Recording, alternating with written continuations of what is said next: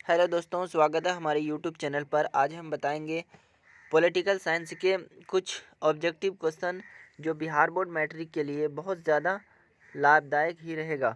तो चलिए हम वीडियो को शुरू करते हैं। हमारे पास पहला प्रश्न है, यूरोप का मरीज किसे कहा जाता है? तो इनका राइट आंसर है ऑप्शन नंबर ए, यानी तुर्की को कहा जाता है, इसीलिए ऑप्शन ए इनका सही है। क्वेश्चन नंबर 2 की ओर बढ़ते हैं। असहयोग आंदोलन का प्रस्ताव कांग्रेस के किस अधिवेशन में पारित हुआ? ये हुआ था ऑप्शन ए, यानी सितंबर 1920 कलकत्ता अधिवेशन में हुआ था, इसीलिए इनका ऑप्शन नंबर ए सही है। क्वेश्चन नंबर 3 में चलते हैं। 3 में कहता है कि निम्नलिखित व्यक्तियों में कौन लोकतंत्र में रंगभेदी विरोधी नहीं थे? ये था ऑप्शन नंबर डी, यानी जेड गुडी। ये नहीं थे, रंगभेदी के विरोधी नहीं थे। चलिए क्वेश्चन नंबर 4 की ओर बढ़ते हैं। 16वीं लोकसभा में महिला सदस्यों की संख्या कितनी थी? ये थी ऑप्शन नंबर डी, यानी 65 थी, 65 सदस्यों की संख्या थी। उनके बाद क्वेश्चन नंबर 5 की ओर बढ़ते हैं। पर्यावरण संरक्षण हेतु पहला विश्व शिखर सम्मेलन कहाँ हुआ था? तो ये हुआ था ऑप्शन ए में, यानी स्टॉकहोम में हुआ था। ये बहुत ही वीवीआई प्रश्न है। उसके बाद क्वेश्चन नंबर 6 में चलते हैं। उत्तर भारत का मैनचेस्टर किस शहर को कहा जाता है? तो उत्तर भारत यानी बिहार के करीब, तो इसको कहा जाता है ऑप्शन नंबर सी, यानी कानपुर, जो कि उत्तर प्रदेश इलाहाबाद के करीब में स्थित है। क्वेश्चन नंबर 7 की ओर बढ़ते हैं। भारतीय अंतर्देशीय जलमार्ग प्राधिकरण का गठन किस वर्ष किया गया था? तो ये किया गया था ऑप्शन नंबर ए में, यानी 1986 में किया गया था। ये भी बहुत इंपॉर्टेंट प्रश्न है। प्रश्न नंबर 8 की ओर बढ़ते हैं। भारत में धान की खेती सबसे अधिक कहाँ होती है? तो भारत में धान की खेती सबसे अधिक होती है वेस्ट बंगाल, यानी पश्चिम बंगाल में, चूँकि यहाँ जलवायु धान की खेती के बराबर अनुकूलित होता है। उनके बाद क्वेश्चन नंबर 9 में बढ़ते हैं। 9 में कहता है, राजनीतिक दलों की मान्यता और उसका चिन्ह किसके द्वारा प्रदान किया जाता है? तो ये किया जाता है ऑप्शन नंबर सी, यानी निर्वाचन आयोग, जिसको इलेक्शन कमीशन ऑफ इंडिया कहते हैं, वही ये तय करता है कि कौन सा चिन्ह किसका रहेगा। उनके बाद क्वेश्चन नंबर 10 की ओर बढ़ते हैं। 10 में कहता है, भारत में लोकतंत्र की क्या चुनौती है? ये है जातिवाद भी चुनौती, एक तरह का चैलेंज है। उनके बाद आतंकवाद भी है, परिवारवाद भी है, और ऑप्शन डी, यानी इनमें से सभी भी है। तो इसलिए ऑप्शन डी इनका सही रहेगा। प्रश्न नंबर 11 की ओर बढ़ते हैं। 11 में कहता है कि आजकल लोकतंत्र के लिए सबसे बड़ा चुनौती क्या है?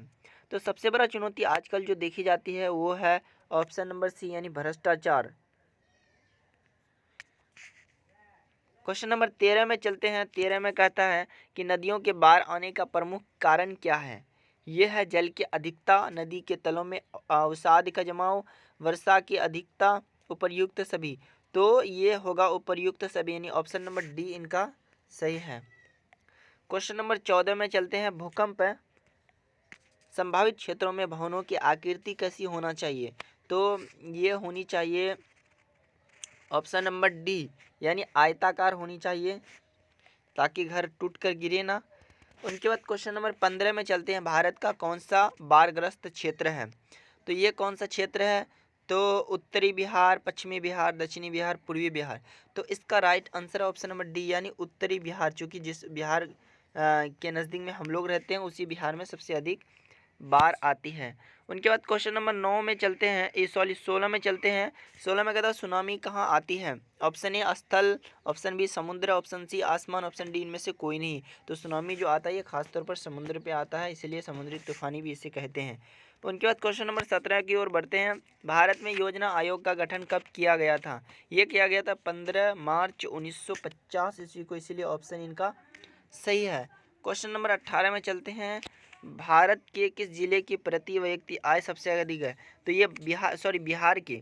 तो बिहार जब भी आएगा तो ये पटना है, क्योंकि पटना सबसे बड़ा शहर है और इसमें औद्योगिक शहर भी कहा जाता है छोटा मोटा, इसलिए इसकी आय सबसे अधिक है।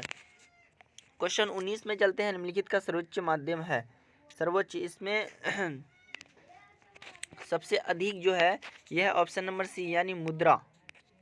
उनके बाद क्वेश्चन नंबर 20 में चलते हैं। उपभोक्ता शिकायत निवारण हेतु निम्नलिखित स्तरीय न्यायालय स्थायी व्यवस्था बनाए गई है तो इनका है एक स्तरीय, द्विस्तरीय, त्रिस्तरीय, चतुर्थ स्तरीय।